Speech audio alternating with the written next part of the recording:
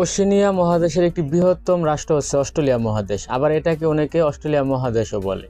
তো যাই হোক, এই অস্ট্রেলিয়াতে যাওয়ার জন্য আমাদের বাংলাদেশে অনেক ভাই ব্রাদাররা রয়েছেন যারা খুবই আগ্রহী। তো অস্ট্রেলিয়াতে যাওয়ার ক্ষেত্রে আপনি দুইটি ভিসা ক্যাটাগরি বেছে নিতে পারেন। মানে দুইটি ভিসা ক্যাটাগরি রয়েছে সবচাইতে সহজ অস্ট্রেলিয়াতে ঢোকার জন্য বা অস্ট্রেলিয়াতে যাওয়ার জন্য। বিশেষ করে আমাদের বাংলাদেশি যারা রয়েছে তারা কিন্তু বিভিন্ন দেশের ভিসা পেতে অনেক জটিলতা, বিশেষ করে ভালো ভালো রাষ্ট্রের। তো সেই ক্ষেত্রে আপনি কিন্তু অস্ট্রেলিয়াতে এখনও যাওয়ার একটা সিস্টেম আছে, সেটা হচ্ছে একটা না দুটো। একটা হচ্ছে শিক্ষিত জেনারেশন যারা আছে তাদের জন্য, আরেকটা হচ্ছে যাদের কোনো শিক্ষাগত যোগ্যতা নেই তবুও সে অস্ট্রেলিয়াতে যেতে পারবে। তো অবশ্যই আমার এই ভিডিওটি সম্পূর্ণ মনোযোগ সহকারে দেখবেন, কারণ আমি পুঙ্খানুপুঙ্খানুভাবে আপনাদেরকে বলে দেব যে আপনি কিভাবে আপনি এই দুইটি ক্যাটাগরি যে কোনো একটি ক্যাটাগরিতে অস্ট্রেলিয়াতে যেতে পারবেন। অবশ্যই সম্পূর্ণ ভিডিওটি মনোযোগ সহকারে দেখবেন। আসসালামু আলাইকুম, আমি মোহাম্মদ মেহেদি হাসান। যে যেখান থেকে আমার ভিডিওটি দেখছেন সবাইকে ব্যাপারী মেহেদি অফিসিয়াল চ্যানেলে স্বাগতম। তো ভাই ব্রাদার, আপনার যদি অস্ট্রেলিয়াতে যাওয়ার খুবই ইচ্ছা থাকে তাহলে কিন্তু আপনার ইচ্ছা শক্তি আপনি কাজে লাগাতে পারেন যদি আপনার শিক্ষাগত যোগ্যতা থাকে। প্রথমে আপনাদেরকে যেই কথাটি বলতে চাই সেটা হচ্ছে দুইটি ক্যাটাগরির ভিতরে প্রথম যে ক্যাটাগরি সেটা হচ্ছে কি স্টুডেন্ট ভিসা ক্যাটাগরি। এই ক্যাটাগরিটার নাম হচ্ছে সাব ক্লাস 500, মানে সাব ক্লাস 500। এই ক্যাটাগরির ভিসাটা হচ্ছে স্টুডেন্ট ক্যাটাগরির ভিসা। আপনি এই ভিসাতে অবশ্যই অস্ট্রেলিয়াতে যেতে পারবেন। এই ভিসার রিকোয়ারমেন্ট থাকছে আপনার মানে আইএলটিএলস আপনার 5.5 থাকতে হবে সর্বনিম্ন, এবং ইংরেজি ভাষার দক্ষতা থাকতে হবে। এবং কি আপনার যদি আইএলটিএলস স্কোর 6.0 বা 6.5 থাকে তাহলে আপনার জন্য এটা বেটার অপশন হতে পারে।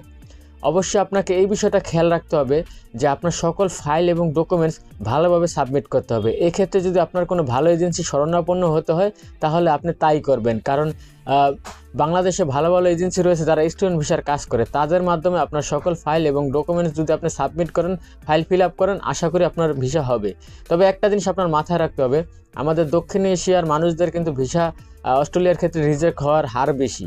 ঠিক আছে, সেজন্য আপনাকে অবশ্যই সকল দিক বিবেচনা করে আপনার মানে সঠিকভাবে আপনার ফাইলগুলো সাবমিট করতে হবে যাতে আপনার ভিসা রিজেক্ট না হয়। তো আশা করি আপনারা বুঝতে পারছেন। আপনি চাইলে আপনার যদি শিক্ষাগত যোগ্যতা থাকে তাহলে আপনি অস্ট্রেলিয়াতে প্রবেশ করতে পারবেন, অস্ট্রেলিয়াতে যেতে পারবেন এবং কি আপনার স্বপ্ন পূরণ করতে পারবেন।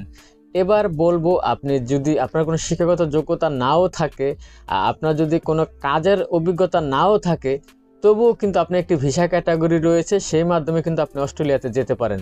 আর তার মাঝখানে ছোট্ট করে একটি রিকোয়েস্ট, আপনাদের যদি মন চায় আমার এই ছোট্ট চ্যানেলটা সাবস্ক্রাইব করবেন, কারণ আমি প্রতিনিয়ত বৈদেশিক বিভিন্ন আপডেট আপনাদেরকে দিয়ে থাকি।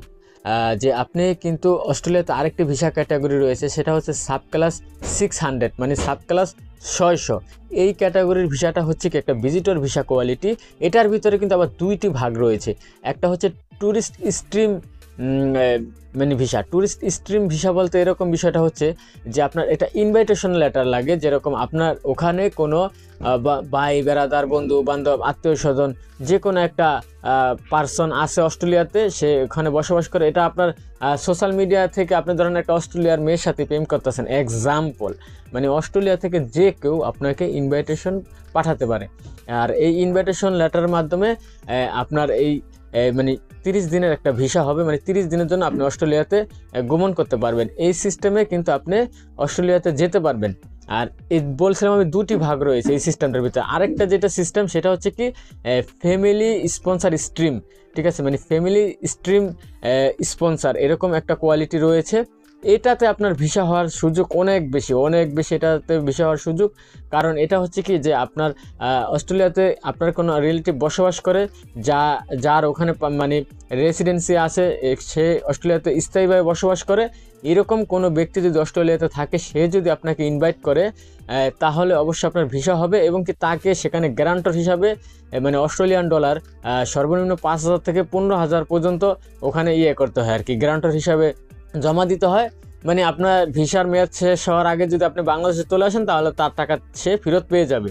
ঠিক আছে, তো অনেকে তো আর অস্ট্রেলিয়া প্রবেশ করে আর ফেরত আসতে চায় না ভাই, অ্যাজাইলাম মারার চেষ্টা করে। তো এটা আর কি মানুষের স্বভাব, বিশেষ করে এশিয়ান আফ্রিকান, তারা এরকম একটি ভালো রাষ্ট্রে গেলে অ্যাজাইলাম ছাড়া কোনো কায়দা নেই বৈধ হওয়ার জন্য, কী কার করবো। তো যাই হোক, এটা পরবর্তী সময় আবার অন্য ভিডিওতে বলবো। তো এখন যে বিষয়টা সেটা হচ্ছে কি, এই হচ্ছে আপনার অস্ট্রেলিয়া যাওয়ার মানে দুটি প্রসেসিং। এখন আপনারা বলতে পারেন ভাই আপনি কই থাকেন, আপনিও তো অন্য দেশে থাকেন, আপনি অস্ট্রেলিয়া যান না কেন?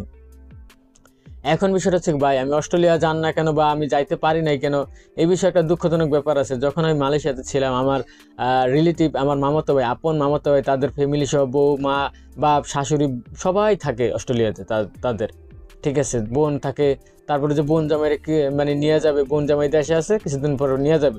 তো এখন বিষয়টা হচ্ছে কি ভাই, শয়তান মানে আসলে চুতিয়া বোঝেন, চুতিয়া। আর কিছু কিছু আত্মীয় স্বজন আছে জীবন আপনার ভালো চাইবো না, ঠিক আছে, আপনারা কোনো কিছু করে। আমি বলছিলাম যে আমাকে মানে ইনভাইটেশনের মাধ্যমেও আমার আমার শিক্ষাগত যোগ্যতা, আমার সকল কিছু আছে, আমার একাডেমিক সার্টিফিকেট, আমার এভরিথিং, সকল কিছু। ও আমার কীভাবে অস্ট্রেলিয়া নিতে চায় সেভাবেই আমি যাইতে পারবো, কিন্তু আসলে ও আমার জন্য কিছুই করে না। আমার আপন মামাতো ভাই, আমার মতো বয়সেরই, কিন্তু আসলে চায় না কারো ভালো, কারণ ওরা হচ্ছে এক ধরনের বাঞ্চোত।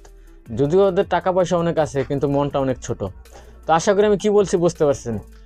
তো আপনি এই অস্ট্রেলিয়া যাওয়ার ক্ষেত্রে আপনার দুটি এই সিস্টেম রয়েছে, একটি হচ্ছে স্টুডেন্ট ভিসার সিস্টেম, আরেকটি হচ্ছে যদি আপনার কোনো ভাই বেড়াদার, বন্ধু বান্ধব, পরিচিত কোনো লোক থাকে তাদের মাধ্যমে যেতে পারবেন। আর যদি ফ্যামিলির কেউ থাকে তাহলে তো মিয়া মিয়া, তাহলে তো অনায়াসে যেতে পারবেন অস্ট্রেলিয়া। তো আশা করি কি বলছি বুঝতে পারছেন। তবে বন্ড প্রতারক দালাল হতে সাবধানে থাকবেন। আমি কিন্তু কোনো দালাল বা এজেন্সির রেফারেন্স করি না, আমি বিদেশে লোক পাঠানোর কাজও করি না, ঠিক আছে। আমি শুধু আপনাদেরকে বৈদেশিক তথ্য দিয়ে থাকি।